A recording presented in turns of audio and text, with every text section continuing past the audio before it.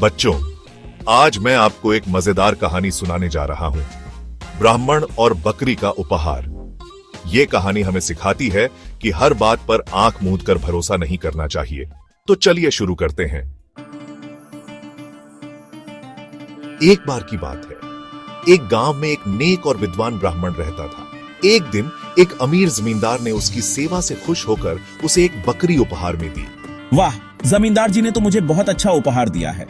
अब मैं इसे अपने घर ले जाकर खूब सेवा करूंगा। ब्राह्मण जैसे ही घर की ओर चला, रास्ते में 3 शरारती लोगों की नजर उस पर पड़ी। उन्होंने सोचा, क्यों न इस बकरी को हम चालाकी से ले लें, और उन्होंने एक योजना बनाई।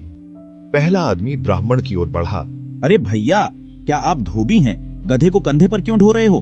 गधा, ये बकरी है, तू पागल है क्या? कुछ देर बाद दूसरा आदमी ब्राह्मण की ओर बढ़ा।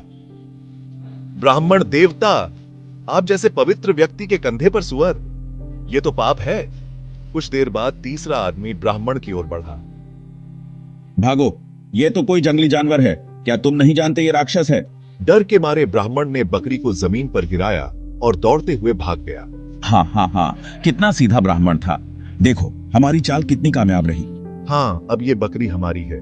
चलो इसे बेचकर पैसे कमाते हैं। सही कहा, इस ब्राह्मण को तो हमने अच्छे से बेवकूफ बनाया। और इस तरह तीनों शरारती लोग बकरी लेकर खुशी खुशी चले गए।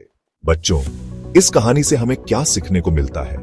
ये कि जो कुछ लोग कहें वो हमेशा सच नहीं होता। अगर कोई बात अजीब लगे तो सोचो, समझो और फिर निर्णय लो।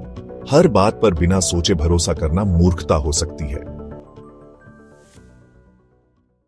ऐसी ही और मजेदार और सिखाने वाली कहानियों के लिए देखते रहिए।